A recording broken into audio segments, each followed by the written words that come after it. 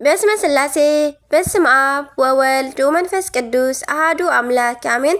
ሰላም እግዚአብሔር አምላክ ምስ ኩላትኩም ይኹን። ስድራ እግዚአብሔር አምላክ ከመይ ውዒልኩም? ኣነ እግዚአብሔር ይመስገን ክብሪ ይስፋሕ መድኃኔዓለም ኣቦይ።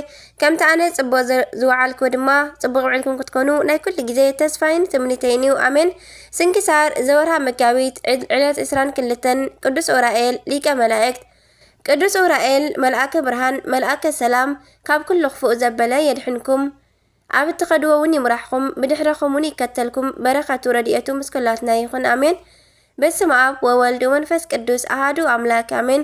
ስንክሳር ድሰምዕ ዘንብብ ፍቅሪ ጎይታ ኣብ ልቡ ይዕንብብ ሓለዋን ጸሎትን ናይ ቅዱሳን ድማ ይረክብ ዝክረ ጻድቅ ለዓለም ይሄሉ ዝኽሪ ናይ ጻድቅ ንዓለም ይዝነብር ካብ ኩሉ ክፉእ ዘበለ ክትድሕኑ ንቅዱሳን ተማሕፀኑ አሜን። ወላዲተ አምላክ መብርሃን አደይ ልሳን አንደበት ኩንኒ። በስመ አብ ወወልድ ወመንፈስ ቅዱስ አሃዱ አምላክ አሜን። መጋቢት 22 በዛ ዕለት እዚኣ ዝኸበረ መንፈሳዊ አቦ ናይ ኢየሩሳሌም ኤጲስቆጶስ አባ ቄርሎስ ዓረፈ። ቅዱስ ቄርሎስ መንፈሳዊ በዚ ዕለት ዝኸበረ መንፈሳዊ አቦ ናይ ኢየሩሳሌም ሊቀ ኤጲስቆጶሳት አባ ቄርሎስ ዓረፈ። እዚ አቦ ናይ ቤተ ክርስቲያን ትምህርቲ እንዳተምሃረ ብምዕባዩ ብጣዕሚ ፈላጥን ምሁርን ነበረ። ቀቅድሚኡ ዝነበረ ኤጲስቆጶስ አባ በርኪሶስ ኣብ ዝዓረፈ ጊዜ ድማ ነዚ ኣቦ መሪፆም ናይ ኢየሩሳሌም ኤጲስቆጶስ ገይሮም ሸምዎ። ኣብ ዝተሸመ ጊዜ ድማ ካብ መናንያን ካብ ኣርዮሳውያን ተኻልን ብጽቡቕ ኣተሓላልዋ ንህዝቡ ሓለወ። ናይ ኤጲስቆጶስነት ጉባኤ ኣብ ሰርድቄ ኣብ ዝተገብረ ጊዜ ድማ እዚ ኣቦ ኣብኡ በፂሑ ንኣርዮሳውያን ተኸራኺሩ መልሲ ኣስኢኑ ኣወጊዙ ኣሳደዶም። ንኣካኪዮስ ድማ ካብ ናይ ቂሳርያ ሃገረ ስብከቱ መንበር ኣሳደዶ።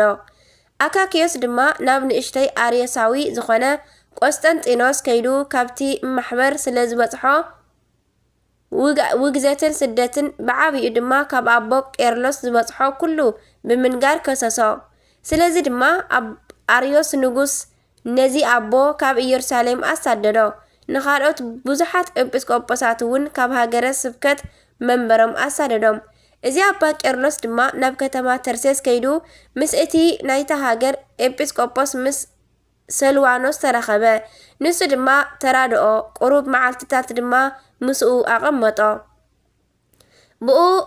ብኡ ድማ ሉኪያስ ኣኼባ ኣብ ዝኾነ ጊዜ እዚ ኣቦ ካብቶም ዝተኣከቡ ሓደ ስለ ዝኾነ ንኣካኪዮስ ደጊሞም ኣወገዝዎ ረገምዎ እውን። ደጊሙ ድማ ናብ ንጉስ ከይዱ ኣብ ልዕሊ ኣባ ቄርሎስ ነገር ሰርሐ። ንጉስ ድማ ወተሃደራቱ ልኢኹ ካብቲ ዝነበሮ ኣሳደዶ። ድሕሪኡ ድማ እዚ መናፍቕ ቆስጠንጢኖስ ሞተ። ወዱ ሳልሳይ ቆስጠንጢኖስ ድማ ነገሰ። እዚ ኣቦ ከዓ ካብቲ ዝተሰደዶ ናብ መንበረ ጵጵስንኡ መለሶ። ንኹሎም ኣቦኡ ዘሳደዶም ኤጲስቆጶሳት ድማ መለሶም። እቲ ኣቦ ከዓ ዝተረፈ ዘመን ብሰላምን ብጸጥታን ነበረ። አሜን። በረኸቱ ይሕደረና አሜን። ዓቢ ቴዎዶስዮስ ኣብ ዝነገሰ ጊዜ ድማ ስለ መቅዶንዮስ ስለ ሰባልዮስን ስለ አብሊናሮስን ኣብ ቁስጥንጥንያ 150 ኤጲስቆጶሳት ብሓድነት ኣከበ።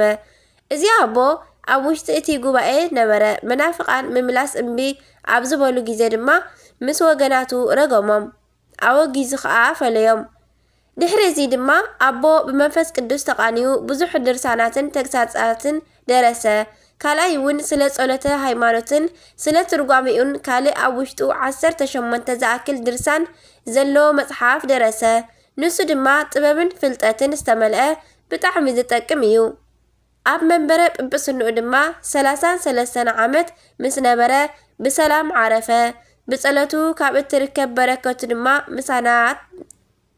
ምሳና ንዘለዓለም ትንበር አሜን።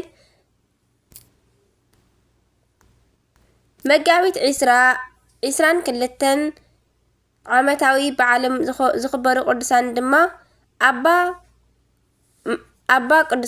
አባ ቄርሎስ መንፈሳዊ፣ ቅዱሳን ሐዋርያት፣ ንጹሃን አርድእትን፣ ቅዱሳት አንስትን ናይ ጎይታና 120 ቤተሰብ።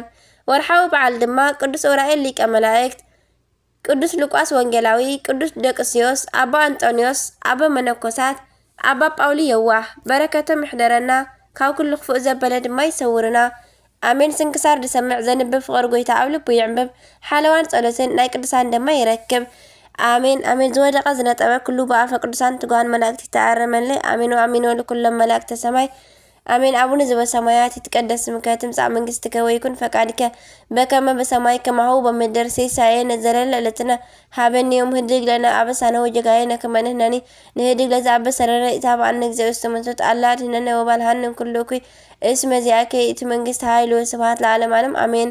በሰላም ቅዱስ ገብርኤል መልአክ እግዝእትየ ማርያም ሰላም ለኪ ብሩክቲ አንቲ እምአንስት ወብሩክ ፍሬ ከርሥኪ ተፈሥሒ ፍሥሕት ኦ ማርያም ምልዕተ ጸጋ ምልዕተ ውዳሴ ምልዕተ ሞገስ ምልዕተ ኩሉ እግዚአብሔር ምስለኪ ሰአሊ ወጸልይ ምህረተ ወእንቲአነ ምህረተ ኩሉ ዓለም ምህረተ ምድር አቃዚት ሀበ ፍቅር ወልድኪ ኢየሱስ ክርስቶስ ከመ ይስረለነ ኃጣውኢነ ተማሂፀነ ነብኪ ተማኅፀነ ክዳንቺ አሜን አሜን። ወስብሐት ለእግዚአብሔር ወለወላዲቱ ድንግል ወለመስቀሉ ክቡር አሜን አሜን። ለይኩን